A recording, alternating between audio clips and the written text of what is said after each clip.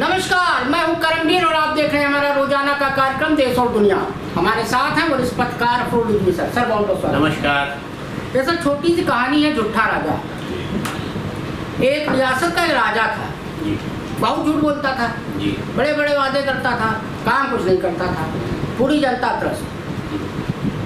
तो सब जब त्रस्त हो गई जनता तो जनता गई राजा के पास कि राजा साहब इतना झूठ बोलते हम लोग बहुत त्रस्त हो गए हैं, कुछ कीजिए। कुछ नहीं करते हो, होता कुछ नहीं है। तो राजा ने कहा भाई देखो ऐसा है, मुझसे बड़ा झूठा कोई ले आओ, उस दिन से मैं सबका काम करने लगूंगा। तो सब अपने अपने हिसाब से जाते थे, झूठ बोलते थे, लेकिन राजा उनको मजाक में उड़ा देता था। अच्छा। तो एक आदमी आया और उसने कहा साहब ऐसा है हुजूर कि आपके पिताजी ने हमारे पिताजी से 100 मन सोना उधार लिया था, अरे तो मुझे वापस कर दीजिए। हमारे पिताजी मरने लगे थे तो हमको बता के गए थे। मतलब आज के दौर से। हाँ। तो राजा थोड़ा टेंशन में आया तो कहा क्या बात करते हो, हमारे पिताजी ने तुमसे कहा पैसा तुम्हारे बाप से लिया तब झूठ बोल रहे हो। तो ऐसा कहा देखिए महाराज आपने ये सर लगाई दिया, मैं आपसे बड़ा झूठा हूँ। मतलब आपने मान लिया कि तुम झूठ बोल रहे हो। हाँ, अब सबका आप काम कीजिए और हमारा इनाम दीजिए। तो राजा ने मंत्री से कहा भाई मैं हार तो गया ही हूँ, भाई इनको लाओ एक बक्सा दो जो मैंने इनाम में रखा है। इनाम में रखा है। तो राजा साहब ने वो बक्सा दिया। अब वो घर आया, जब उसने खोला तो उसने माथा पीटा अपना। उसमें ईंटें पत्थर थे और एक चिट्ठी थी। चिट्ठी में लिखा था देखो मुझसे बड़ा झूठा कोई है नहीं, अब तुम दोबारा मेरे दरबार में आना नहीं, अब तुम ये ईंटा पत्थर खाओ और चैन की बंसी बजाओ। तो एक शेर है सर बशीर बद्र साहब का कि मोहब्बतों में दिखावे की दोस्ती न मिला, अगर गले नहीं मिलता तो हाथ भी न मिला। वाह वाह। अब सर हमारे जो महामानव हैं तो वो आज मध्य प्रदेश में है, भोपाल में। और देवी अहिल्याबाई होलकर की 300वीं जयंती पर डाक टिकट जारी किया, लंबी चौड़ी अपना छोड़ा, वहाँ भी मेट्रो स्टेशन सेवा शुरू की है। पता नहीं बहता है कि नहीं बहता, बरसात में पता चलेगा। तो उन्होंने वहाँ कई झूठ बोले कि सिंदूर हमारी परंपरा है, नारी शक्ति का प्रतीक है, राम रंग में रंगे हनुमान जी ने भी सिंदूर का श्रृंगार किया था। और उसी में ट्रम्प की तरह एक और झूठ बोल रहे कि 250-300 साल से हमारा देश गुलाम है। उन्होंने कहा 250-300 साल पहले जब देश गुलामी की जंजीरों में जकड़ा हुआ था, उस समय ऐसे महान कार्य कर जाना कि आने वाली अनेक पीढ़ियाँ उसकी चर्चा करें, ये कहना तो आसान है, करना आसान नहीं था। मोदी जी की भाषा है, तो उनके हिसाब से रहा होगा। क्या कहेंगे सर? अब देखिए ये है कि मोदी जी किसी न किसी बहाने ऑपरेशन सिंदूर को एक बहुत बड़ी कामयाबी के रूप में की शक्ल में जनता के बीच स्थापित करना चाहते हैं दिलों में कि हमने जो आप चाहते थे, ये कहते थे कि जो ऐसा जवाब दिया जाएगा जो जनता की सोच से भी बहुत ज़्यादा आगे है। तो अब जब ये आतंकवादी पहलगाम घटना के बाद ये हमला करा है आतंकवादी ठिकानों पर, तो ऑपरेशन सिंदूर नाम दिया गया कि बहनों को सिंदूर उजड़ा है तो हम के भी सिंदूर उजाड़ेंगे। तो अब इस ऑपरेशन सिंदूर को वो ये चाहते हैं कि जनता इसकी बहुत प्रशंसा करे, हर कदम पर हर जगह ये नारा लिखा दिखाई दे कि ऑपरेशन सिंदूर और मोदी जी। मोदी जी ने इसीलिए स्पीच भी दी कि मेरे लहू में और रगों में खून की जगह सिंदूर लगा। तो अब ये पॉलिटिकल जब इस पर जो है सोशल मीडिया पर तमाम विपक्षी दलों ने एतराज़ जताना शुरू किया है कि साहब ये तो बिल्कुल आप इसका जो है राजनीतिक लाभ उठाना चाह रहे हैं, और बीच में यहाँ तक बात आई कि साहब आप सिंदूर घर घर बांटेंगे। तो बहरहाल उसके भारी विरोध के बीच जो है अब वह मामला जो है वो ठंडा पड़ता जा रहा है। अब सर एक हम लोगों ने कल बात की थी अंकिता भंडारी वाला केस, उत्तराखंड का मामला था। हाँ हाँ, अंकिता भंडारी। तो 40,000 फ़ोन नंबर खंगाले गए, 800 CCTV कैमरे इसी केस में। लेकिन अभी तक पुलिस ये नहीं पता कर पाई कि वो VVIP कौन था जिसको एक्स्ट्रा ट्रीटमेंट देने के लिए अंकिता भंडारी को कहा गया था, जिसके चक्कर में उसकी हत्या। क्या कहेंगे सर? अब देखिए ये तो बहुत ही अजीब गरीब है कि कल सब रिपोर्ट में भी इसका जिक्र किया गया था। हाँ, अब आज उसके फॉलोअप में बातें और अतिरिक्त पता चली है कि जिस रिजॉर्ट में वो काम करती थी लड़की, तो वहाँ का मालिक उनकी तारिया है जी, और वो उसका दोस्त है दीपेंद्र। जी। तो दीपेंद्र को उसने ये बात बताई थी कि हमें जो है हम पर ये दबाव बनाया जा रहा है कि तुम जो है पुष्पराज नाम है। हाँ पुष्पराज है, जी। कि अतिरिक्त सेवा देना पड़ेगी, एक्स्ट्रा सर्विस। तो वो अपने दोस्त को बताती थी कि ये अतिरिक्त सेवा के नाम पर मुझे बड़ा भय लग रहा है कि पता नहीं क्या है, कौन है, और यहाँ पर एक प्रोग्राम है जिसमें कहा जा रहा है कि कोई वीआईपी आने वाला है और उसके लिए आपको एक्स्ट्रा सर्विस देनी पड़ेगी। तो उसका दोस्त जो था, असल में सच ये है कि उसका दोस्त जो है क्या नाम बताया, पुष्पराज ने ही सारे मामले का खुलासा कर दिया है। जी, जी। इसकी हत्या लास्ट में उसकी बात, इसकी हत्या का पता ना चलता, अंकिता ने लास्ट फोन उसी को किया था। लास्ट फोन उसी को किया था और उसने पल पल की उससे फॉलोअप किया था कि बात की है उसने, जिस रात को ये था कि वो आज रात में आएगा वो करेगा। तो बाद में जब मामला पकड़ा गया है तो इन सबों ने और रिजॉर्ट के मालिकों ने ये कहा था कि यहाँ हर आने वाले को वीआईपी कहा जाता है। पहले तो उसका फुटेज सब गायब करा दिया, 2 दिन का डीवीआर ही गायब है उसमें से, डीवीआर गायब कर दिया।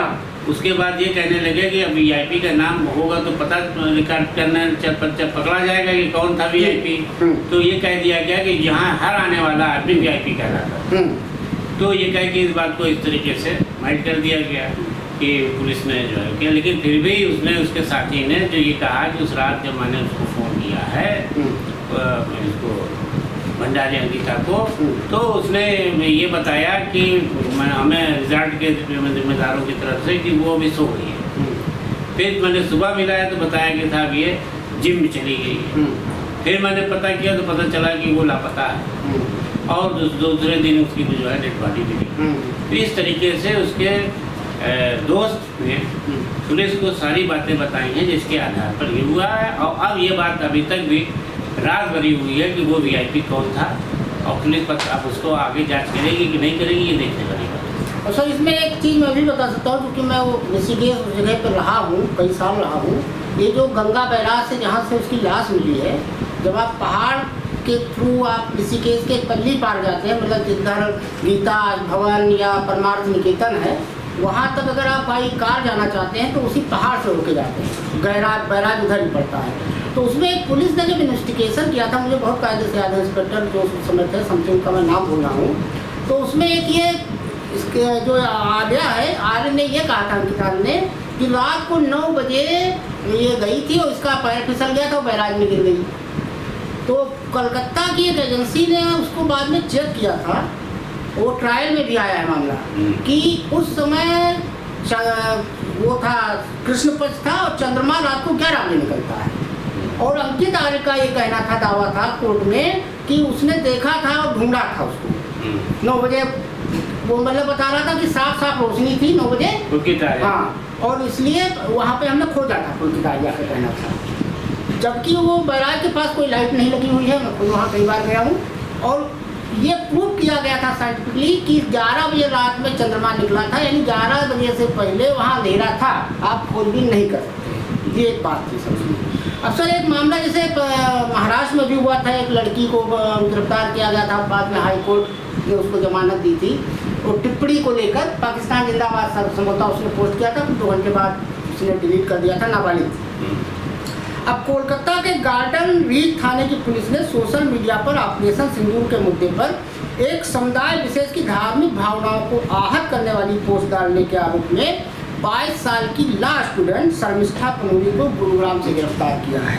अब उसको भी सर रिमांड मिल गया, क्या कहेंगे सर? अब देखिए शर्मिष्ठा ने जो फोन किया है ये तो लगता है नादानी में कर दिया, बाद में उसको डिलीट कर दिया था उसने। हाँ, जब ये 15 मई को FIR हुई सर, तो उसने डिलीट किया, लेकिन क्योंकि वो आ चुका था पब्लिक डोमेन में, वो चल चुका था, अभी उसका वो लोगों ने पढ़ लिया था, तो उसने जो है फिर वो पुलिस ने एक्शन ले लिया और इसके खिलाफ कार्रवाई की गई। इसके सम्मान वारंट भेजा गया तो मिली ही नहीं, फिर वारंट के जरिए इसको गिरफ्तार किया गया और ये अपने घर से अपने परिवार समेत लाए।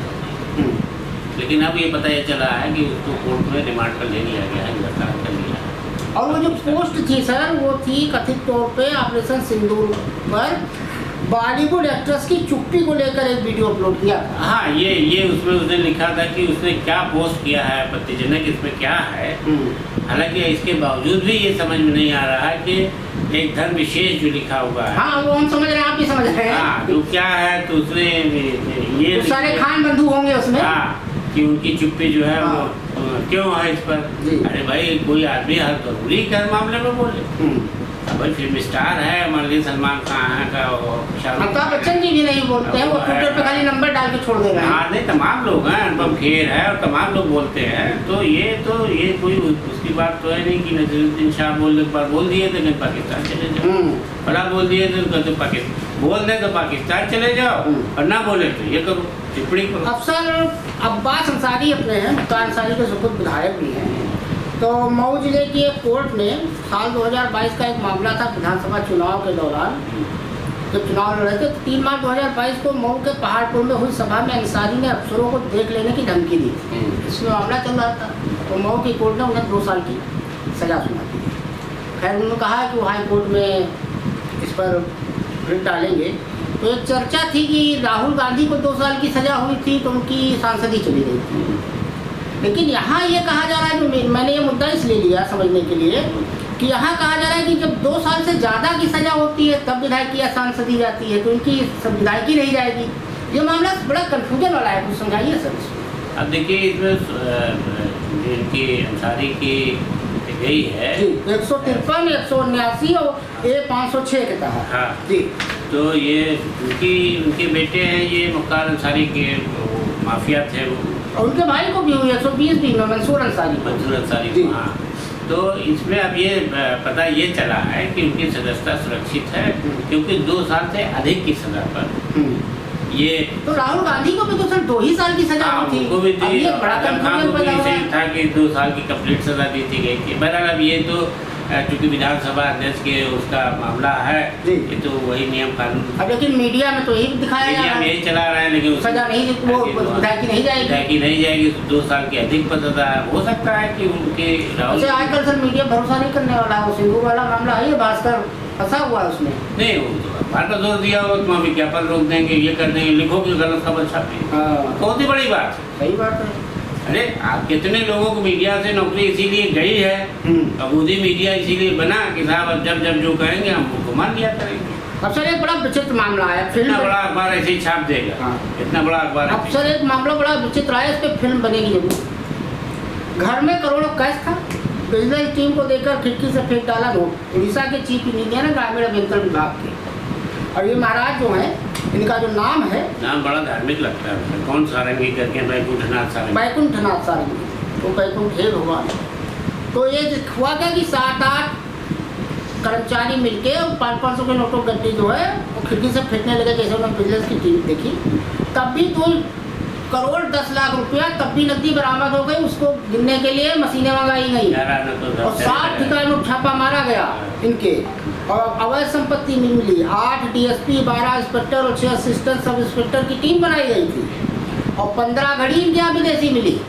बहुत सारी चीजें मिली सर, क्या कहेंगे, ऐसे नोटों बारिश होने लगे। ये तो साहब जो रूरल इंजीनियरिंग है, बेपनाह पैसा PWD। अब बस यही है कि जो पकड़ा गया वो चोर, जिसके खिलाफ इंक्वायरी कर ली विजिलेंस ने या CBI ने या इनकम टैक्स ने, किसी ने कर ली, तो वहाँ पर ये होता है कि सब फला आदमी चोर है, फला क्या इतना पैसा पाएगा। लेकिन मेरा कहना है कि अगर ऐसी जांच ईमानदारी से कराई जाए तो तमाम लोग ऐसे जो हैं जो भ्रष्टाचार में लिप्त हैं वो सामने आ जाएंगे। लेकिन आज देख रहे हैं कि यहाँ पे ये चल गया है कि पॉलिटिकली कि साहब विपक्ष जो है भ्रष्टाचारियों को बचा रहा है। विपक्ष क्या बचा रहा है भाई, आपको एजेंसी आप सबको पकड़िए, जांच कराइए। अब सर एक मामला आया, अपने जो मोदी जी हैं उनके मित्र हैं डोनाल्ड ट्रंप। अब उन्होंने कई दिन में 11वीं बार फिर दोहराया है। उन्होंने कहा है कि भारत और पाकिस्तान के बीच चले हालिया संघर्ष विराम पर शुक्रवार को फिर कहा। उन्होंने भारत और पाकिस्तान को लड़ने से रोका। ओवल ऑफिस में एक प्रेस कॉन्फ्रेंस थी, इस दौरान ट्रंप ने कहा, हमने भारत और पाकिस्तान को लड़ने से रोका। मेरा मानना है कि अब परमाणु आपदा में बदल सकता था। अब इस पे सर जयराम रमेश कांग्रेस के जो हैं उन्होंने ट्विटर पे एक्स की पे लिखा कि क्या राष्ट्रपति ट्रम्प भी वही कह रहे हैं जो मोदी हमेशा करते हैं, बहुत अच्छे से करते हैं, यानी झूठ बोलना, या वो 50% सच भी बोल रहे हैं? क्या कहेंगे सर? हाँ देखिए, आज ये खबरें छपी हुई है जी। और मोदी जी अब विदेश मंत्री जयशंकर प्रसाद या रक्षा मंत्री इस पर कोई सफाई नहीं दे पा रहे हैं, नाम लेने से भी बच रहे हैं। मोदी जी साफा पहन कर घूम तो रहे हैं देश में, लेकिन इस पर नहीं बोल रहे हैं सर। हाँ, ये बात तो सही है कि एक मुद्दे को एकदम चुप्पी साधे हुए हैं तब से, और फिर उनको ललकारा कांग्रेस के प्रवक्ताओं ने। हाँ, कि आखिर जो डोनाल्ड ट्रंप आज चौथी बार फिर ऑफिशियली बोले हैं चौथी बार नहीं, 11वीं बार ओवल के दफ्तर में अपने जी कि प्रेस से मुखातिब हाँ, प्रेस के सामने नहीं है, बल्कि उन्होंने ऑफिशियली उसका वर्जन दिया। आप प्रेस कॉन्फ्रेंस करके कहा है कि मैंने भारत और पाकिस्तान का युद्ध रुकवाया, वरना जो है परमाणु युद्ध में तब्दील हो जाता और बहुत बड़ा नुकसान होता। मैंने बहुत बड़े नुकसान को रुकवाया है, और रुका भी तब जब मैंने दोनों से कहा कि मुझसे कारोबार करना है तो इस युद्ध को बंद करो, और दोनों ने मेरी बात मान ली और युद्ध बंद हो गया। प्रधानमंत्री को खुल के खुद कहना चाहिए। हाँ, राष्ट्रपति जी जो कह रहे हैं उनको फोन करके कहे कि यहाँ से लिखकर लोगों के साथ फटकारा। कैसे मोदी जी सबको फटकारते हैं और ये करते हैं प्रधानमंत्री जी, और सबको वो करते हैं, तो भाई वो करें कि ये कैसे आप बयान दे रहे हैं यहाँ पर, या उनके दूतावास को ये लिख करके भेजा जाए कि साहब इस तरह का बयान क्यों आ रहा है देश में, जो है इससे जो है दूसरे मुल्क में छवि खराब हो रही है बिल्कुल भारत की। अब सर हुआ ये कि ऑपरेशन सिंदूर हुआ, फिर एक अभियान शुरू करने की बात अखबारों में छपी, दैनिक भास्कर ने छापा, लगभग सारी गोदी मीडिया ने छापा, अखबारों ने छापा कि अब सिंदूर घर घर दिया जाएगा। अब जो इनके IT सेल यानी कि ट्रोलर प्रमुख हैं, प्रातः स्मरणीय अमित मालवीय जी, कल उन्होंने 3:30 बजे एक ट्वीट किया। भाजपा की किसी प्रवक्ता ने या राष्ट्रीय अध्यक्ष ने नहीं किया, गौर करने की बात, न मोदी जी ने कहीं किया है, टेंडर तो नहीं को मिला, ना बीजेपी के आधिकारिक ट्विटर हैंडल पे है। अमित मालवीय ने कहा कि ये खबर फर्जी है, दैनिक भास्कर ने फर्जी खबर छापी। और इनके दो प्रवक्ता शिवम अवस्थी न्यूज़ 24 पे और के शर्मा TV9 भारत पे ताड़े मार मार के 2.5 दिन तक इनके सारे प्रवक्ता कहते रहे गर्व की बात है, माताओं बहनों को हमारी कार्यकर्ता जाएंगे शौर्य दिवस है, शौर्य का प्रतीक। अब सर 2.5 दिन बाद इनको होश आया, क्या कहें? वही तो मैं कह रहा हूँ कि जब ये हुआ तो आपको याद होगा कि 2 दिन पहले भी जब आपने ये बात चलाई थी तो मैंने कहा था कि भाई ये तो आपने एक कार्रवाई की है जी, उसमें इतना जश्न इतना जोश में आने की क्या ज़रूरत है कि दिखा रहे हैं कि साहब जन जन तक बांटेंगे सिंदूर। अरे हमारी सेना मजबूत है, हम उसको मुंहतोड़ जवाब दे चुके हैं और तब देते रहेंगे। हमारी सेना हमारे देश की रक्षा के लिए हर वक्त तैनात है, हर वक्त उपलब्ध है, मौजूद है। तो उसमें पॉलिटिकली क्या है कि आप इसको अब ये बताएंगे कि ऑपरेशन सिंदूर हुआ तभी जाके पाकिस्तान के दिमाग ठिकाने में आएगा और ये जारी रहेगा और हम सिंदूर घर घर बांटेंगे। तो हमने आपसे कहा था कि घर घर सिंदूर बांटने का मतलब हो सकता है कि ये हो कि सिंदूर की डिबिया लोग रख के देखेंगे कि मोदी जी का लहू यही नसों में जो कह रहे हैं वो उसकी याद दिलाएगा कि मोदी जी का प्रधानमंत्री कह रहे हैं कि मेरी रगों में ये बह रहा है। तो हो सकता है कि उस भाई वो आदरणीय हो जाएगा वो डिबिया कि मोदी जी का सिंदूर रगों में बह रहा है, उससे उसकी याद आती रहेगी और लोग उसको जो है उसकी अहमियत को समझेंगे। अब सर चलते चलते याद आ गया हमको कि सुब्रमण्यम स्वामी ने कल निजी यूट्यूबर को पॉडकास्ट में कहा कि पाकिस्तान ने हमारे 5 राफेल गिराए। हाँ, 5 राफेल गिराए। अब वो उनको ट्रोल करने की किसी की हिम्मत नहीं है, किसी ट्रोलर की।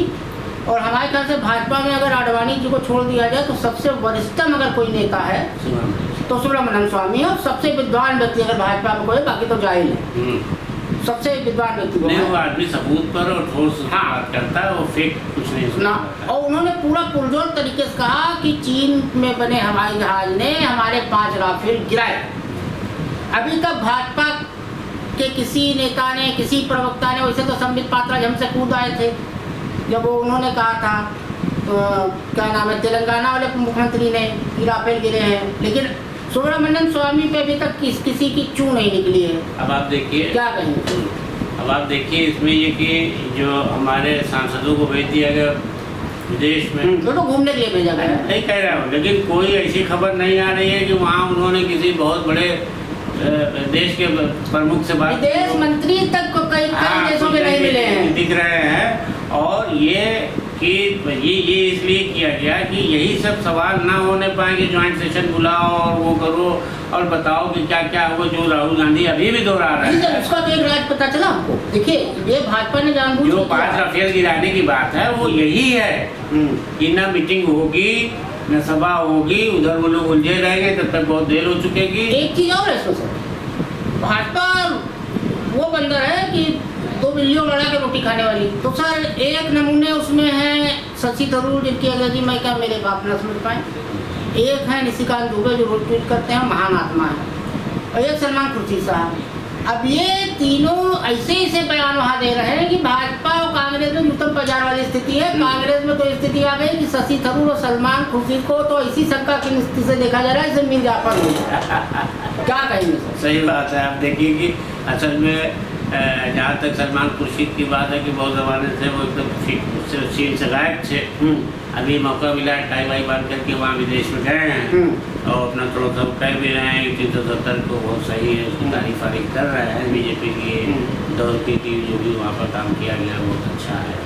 शशि थरूर भी इसी तरह की बहुत सारी बातें कर रहे हैं वहाँ पर कि जो कि यहाँ पर सुनने में हर लोग हैरत कर रहे हैं कि ये वहाँ क्या जा कर के कर रहे हैं। इनको तो भेजा गया था जा कर के कि वहाँ आतंकवाद के बारे में पाकिस्तान की जो इन्होंने वो सोच है उसको उजागर करें, और वहाँ तो कुछ हो ही नहीं रहा। वहाँ तो आज तक हमको तो नहीं ना टीवी पर ना इस पर यूट्यूब पर कहीं दिखाई दिया कि कोई जो है वहाँ पर कोई बहुत बड़ा वहाँ का मिनिस्टर हो, कोई वो हो जो इनको सुन रहा हो, कह रहा हो क्या पाकिस्तान का गलत है। उनको घूमने भेजा गया है और ऐश करो जनता का जो गाड़ी कमाई का टैक्स है उससे, और 5 किलो राशन तो जनता को दे ही रहे। तो लोग विदेश डालो, जनता 5 किलो राशन कर रहे हैं। अब सलमान खुर्शीद या शशि थरूर की क्या हैसियत है देश में?